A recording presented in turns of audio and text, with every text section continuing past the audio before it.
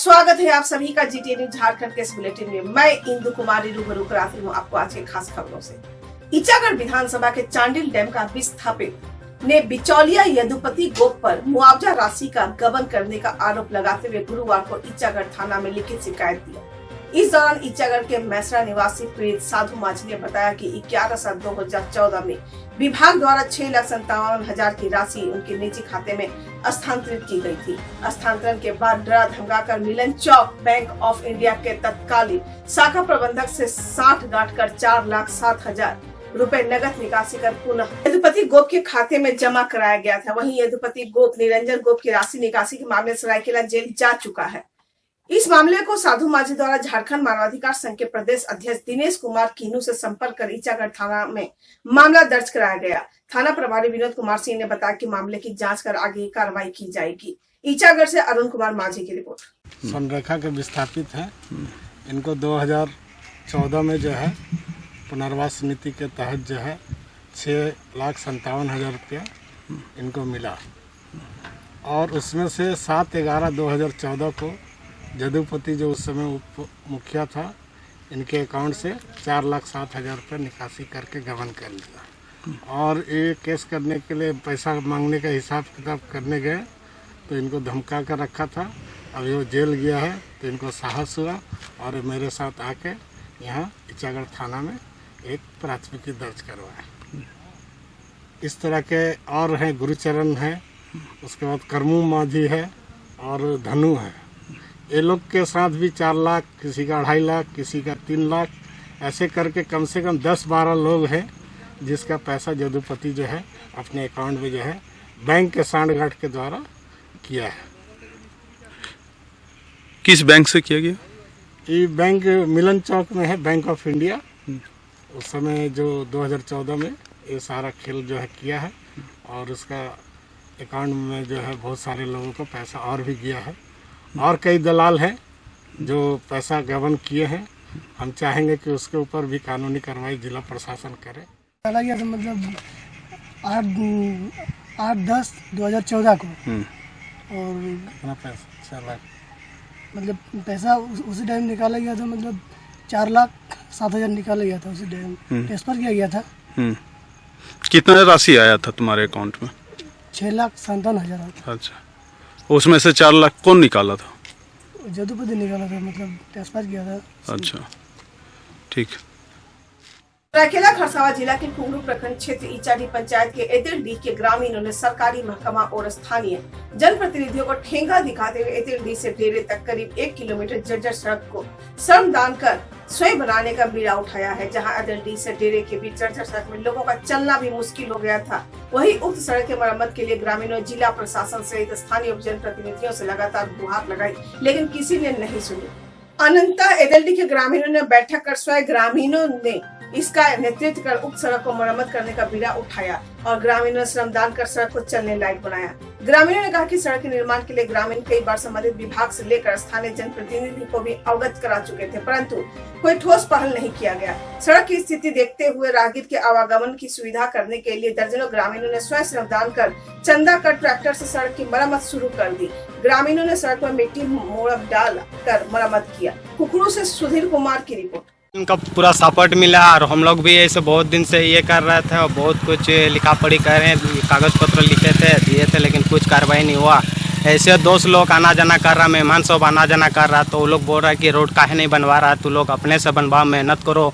तो हम लोग कि सर अभी बाद में ये हो रहा है, खेती हो रहा है, खेती में सब व्यस्त है, तो उसके बाद ठीक है, जब हम लोग को टाइम मिलेगा हम लोग बनवाएंगे। मेन बात, हम लोग इसी तालाब में नहाने आते हैं तो देखते हैं कहीं न कहीं गिर के पड़ा हुआ रहता है, तो हम ही लोग को उठाना पड़ता है। तो गांव में हम लोग मीटिंग किए तो बोलते चलो एक रोज़ लगते हैं, जो जिसको ये लगेगा सुविधा लगेगा, जो जितना ये कर पाएगा उसमें सहयोग कर पाएगा वो करेगा। देखिए, पहले तो पूरा गाँव वालों का सपोर्ट मिला हम लोग को, हाँ, और जितना भी यहाँ इस रास्ते में जितना भी व्यक्ति आना जाना करता है उन लोगों का सभी का सपोर्ट मिला और उसी लोगों के सहयोग से हम लोग आज ये सड़क को बनवा रहे हैं ताकि सभी को आने जाने में सुविधा हो। एतिलडीह से डेरे तक का जो बीच वाला जो रास्ता है ये पूरी तरह से एकदम जर्जर अवस्था में है। हर जगह खड्डे इतने हैं कि गाड़ी चलना तो दूर की बात है, पैदल चलना मुश्किल है। इतनी कठिनाई को देखते हुए हम लोगों ने कई बार जिले प्रशासन को इस संबंध में लिखित आवेदन दिया था, लेकिन प्रशासन की तरफ से कोई सहयोग नहीं मिला। अंतिम हम लोगों ने गांव वालों की मदद से और श्रमदान करके इस रोड का हम लोग बनवा रहे हैं ताकि आम लोगों को आने जाने में सुविधा हो। जमशेदपुर के सोनारी में 5 वर्षीय बच्ची की हत्या कांड में senior SP doctor M Tamilvanan ने घटना का उद्भेदन कर प्रेस कॉन्फ्रेंस के माध्यम से जानकारी देते हुए बताया कि बच्ची की हत्या बच्ची के सौतेले पिता सुप्रियो घोष उर्फ राजा ने गला दबाकर पानी में डुबाकर कर दिया। अभी बच्ची के साथ बलात्कार की बात की पुष्टि नहीं हुई है। पोस्टमार्टम रिपोर्ट आने के बाद पता चल पाएगा। एम तमिलवानन ने बताया कि 24 घंटे के भीतर जमशेदपुर पुलिस ने हत्याकांड मामले का उद्भेदन कर दिया। जमशेदपुर से अमिताभ वर्मा वाली बस्ती है, उसी में दिनांक 1 तारीख को श्रीमती रजनी घोष द्वारा ये बताया गया, लिखित आवेदन दिया गया है कि उनके अपने बच्ची जो है गायब है, 5 वर्षीय की बच्ची गायब है। तो उसी में तुरंत हम लोग FIR दर्ज करते हुए, क्योंकि माइनर बच्ची थी, FIR दर्ज करते हुए खोजबीन शुरू किया गया है।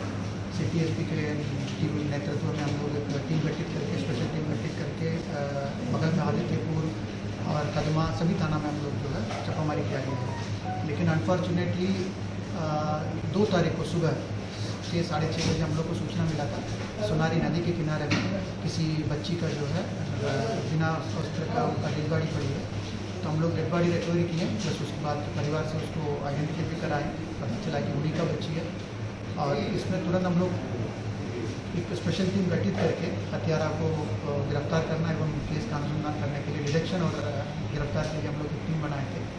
उस टीम के द्वारा 48 घंटे के अंदर अच्छे कार्रवाई करते हुए इन बच्ची का जो सौतेले बाप है जी, उन्हीं के द्वारा ये घटना कारित किया गया है, पता चला।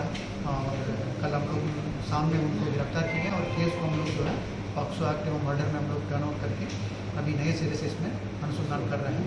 घटना का सारांश ये है कि दिनांक 31 तारीख को पहले जो है ये दोनों जो रजनी घोष और जो हत्यारा है सुप्रियो घोष, 2 साल पहले ये लोग अपना दोनों प्रेम प्रसंग शादी किए।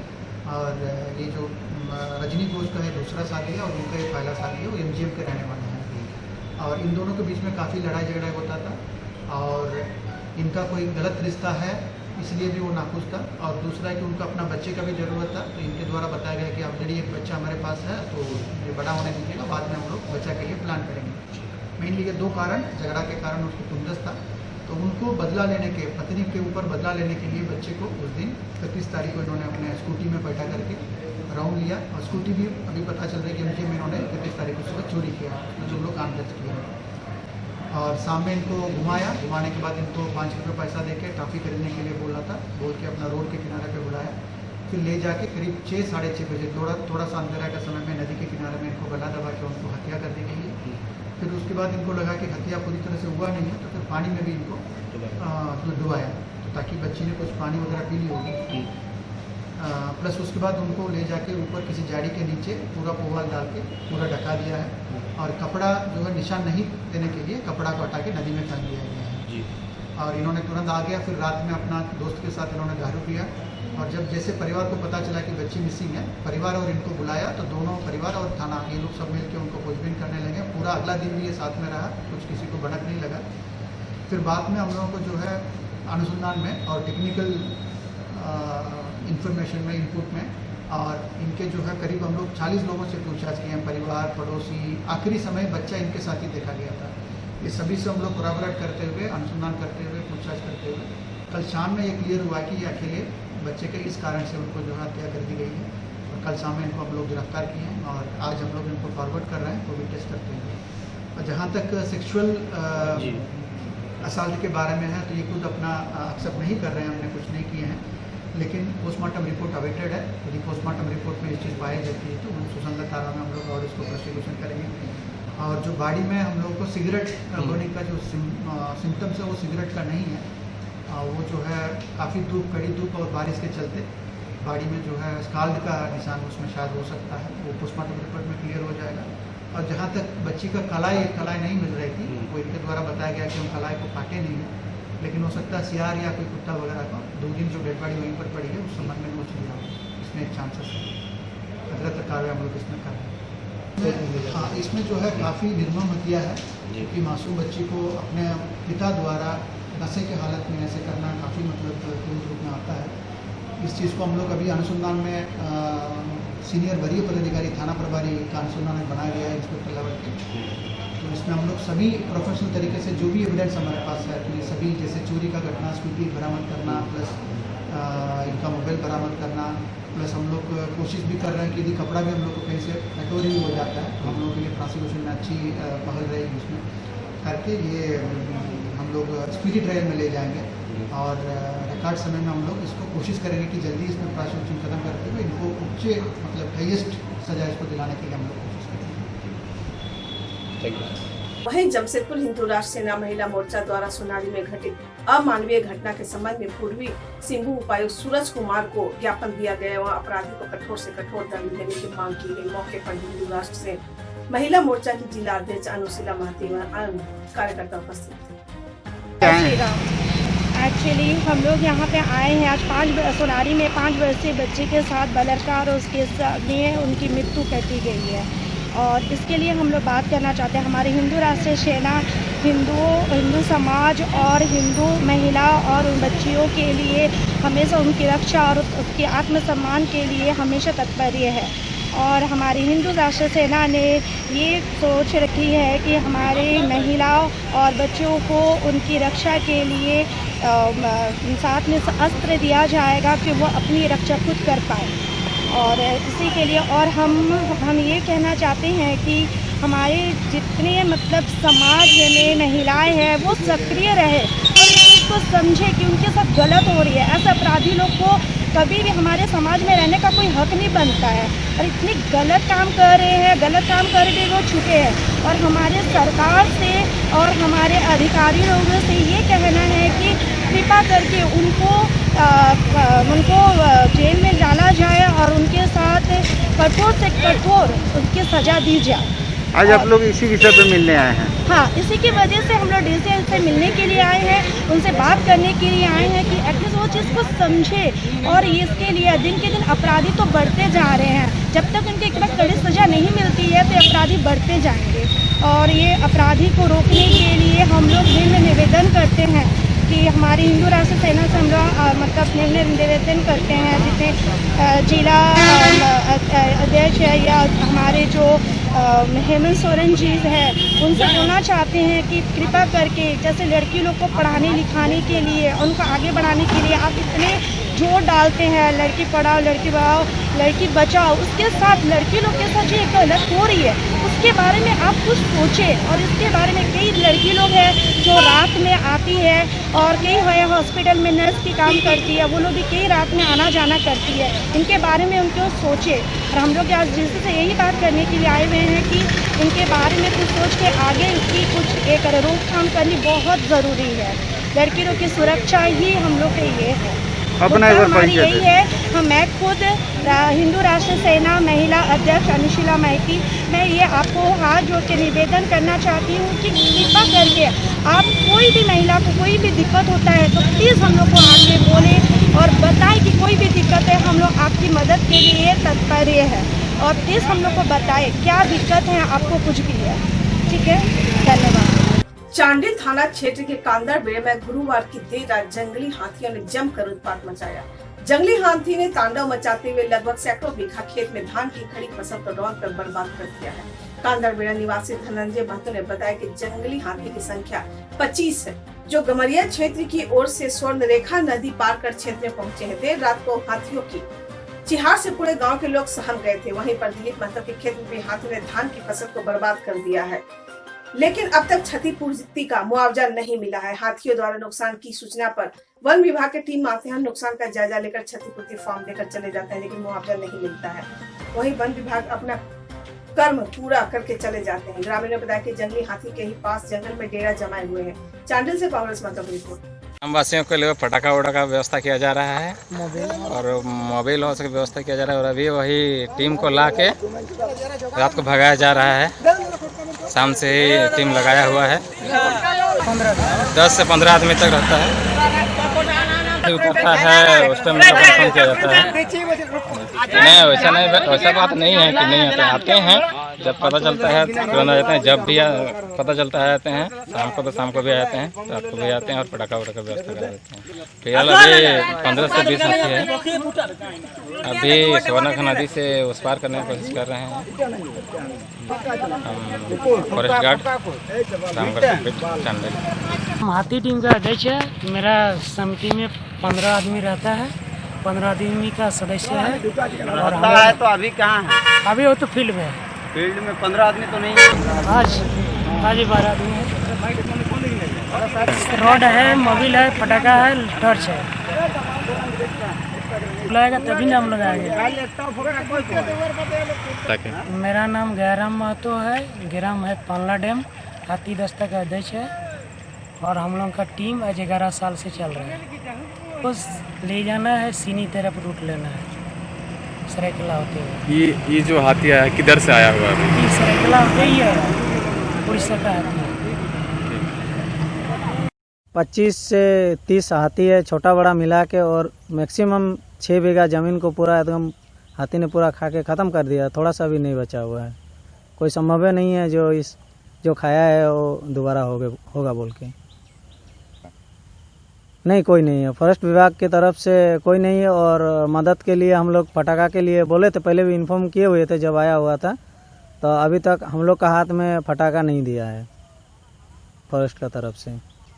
खुद पूरा रात भर हम लोग तैनात रहते हैं। और कल जब हाथी आया हुआ था तब भी हम लोग इन्फॉर्म किए हुए थे फॉरेस्ट वाला लोग को, जो लोग फील्ड में नहीं पहुंचा था। और हम लोग अपना तरफ से जितना हो सके हम लोग किए, फिर भी हम लोग नहीं बचा पाए अपना खेत को। धनंजय महतो, ग्राम कांदरबड़ा। आज जमशेदपुर के जैन मंदिर जुगसलाई कार्यालय में बजरंग सेना के प्रदेश अध्यक्ष रेणु आहूजा और प्रदेश उपाध्यक्ष मिनी दास की अध्यक्षता में एक बैठक हुई।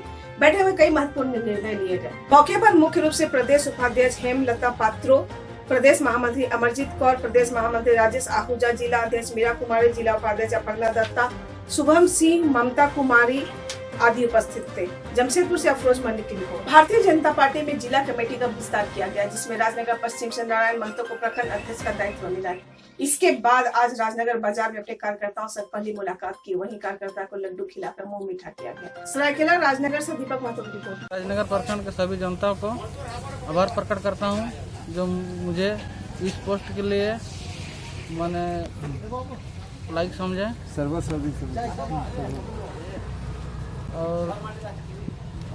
और जो मुझे इस जिम्मेवारी सौंपी गई है, इस विश्वास पर मैं खरा उतरने का भरपूर कोशिश करूंगा। और संगठन को लेके मेरा चलना ही उद्देश्य रहेगा।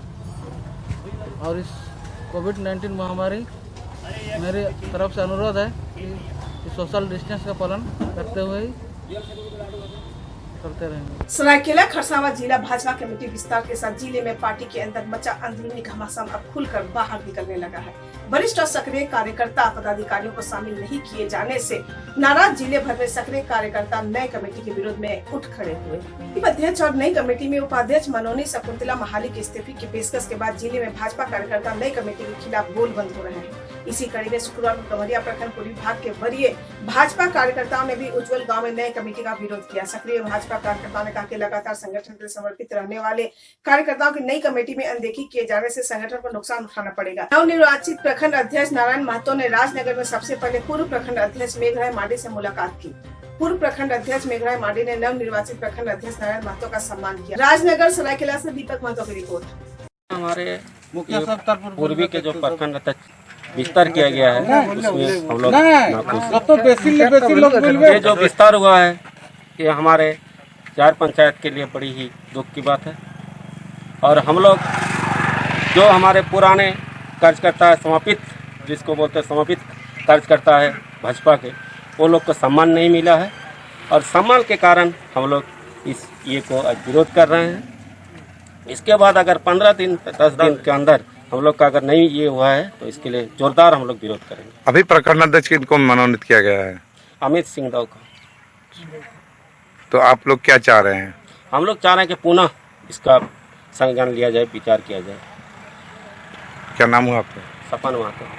में जो प्रखंड अध्यक्ष का चुनाव हुआ इसमें जो 2019 में पार्टी विरोधी काम किया था पार्टी के खिलाफ, उसको मंडल अध्यक्ष बना गया। इसमें गम्हरिया प्रखंड में के अंतर्गत नदी इस पर 4 पंचायत आता है, जिसमें 22 बूथ अध्यक्ष है। 22 बूथ अध्यक्ष ने आज सब ने फैसला किया।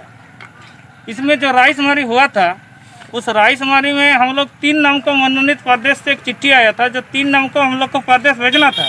उसमें 3 नाम हम लोग प्रदेश भेजे थे, उसमें वो नाम नहीं बना मंडल अध्यक्ष। जो पार्टी विरोधी काम किया था उसको मंडल अध्यक्ष बना गया, जिसके कारण से सभी बूथ अध्यक्ष और जितना भी पदाधिकारी है पार्टी का 4 पंचायत में सभी को आज बैठक किया और 10 दिन का हम लोग उसको टाइम दिए हैं जिला अध्यक्ष को, प्रदेश अध्यक्ष को आके इसका विचार करें, और अन्यथा हम लोग सब पार्टी इस्तीफा दे देंगे। जो भाजपा से समर्पित कार्यकर्ता है, जो पार्टी विरोधी काम नहीं किया है, जो पार्टी में अपना तन मन धन लगा के दिन रात करके अपना जान जखीम में डाल के पार्टी का झंडा गाड़ा है, उसको हम लोग प्रखंड अध्यक्ष बनाना चाहते हैं, चाहे कोई भी हो। इसमें नहीं बोल रहे हैं कि उसको होना चाहिए, वो होना चाहिए। उसी का हम लोग प्रखंड अध्यक्ष बनाए, उसको विचार किया जाए, रायशुमारी फिर से किया। सरायकेला जिले के आदित्यपुर स्थित वार्ड नंबर 18 के रोड नंबर 13 राम मंडैया बस्ती हरि मंदिर के समीप सरकारी जगह पर अवैध रूप से कब्जा कर धड़ल्ले से मकान बन रहा है। प्रशासन को पूरी जानकारी होने के बावजूद मौन क्यों बैठी है, जबकि यह आदित्यपुर नगर निगम के अंतर्गत आता है। यहाँ के पार्षद भी अनदेखी कर रहे हैं। आखिर किसकी सह से यह बन रहा मकान, जबकि बस्ती के लोगों द्वारा दिनांक 17/8/2020 को गम्हरिया अंचल पदाधिकारी को ज्ञापन देकर अवैध निर्माण कार्य को बंद कर दिया गया था, जिस काम को अब चोरी चुपके जमीन माफिया के द्वारा निर्माण कर दोबारा शुरू कर दिया गया है। आखिर किस आधार से बस्ती में सरकारी जमीन की खरीद बिक्री करने वाले सरकारी जमीन को बेचने का खेल खेल रहे हैं, वही जमीन दलालों तो किसका संरक्षण प्राप्त है। जब अवैध निर्माण का विरोध बस्ती वासी करते हैं तो भूमि माफियों के लोगों द्वारा जान से मारने की धमकी मिल रही है। अब देखना यह है कि प्रशासन द्वारा जाँच होगी या अवैध निर्माण का कार्य इनकी जानकारी में पूर्ण हो जाएगा। नवीन प्रधान की रिपोर्ट। 40 साल पहले हम रखा था सरकार जमीन, दुकानदारी करके वो लोग को पालन पोषण किया था, और अभी उसको बोला चला ठीक से 5 गुंठी के बना दिया। वो क्या किया, चिपी 2-3 साल अंदर को दूसरा को बेच देता है।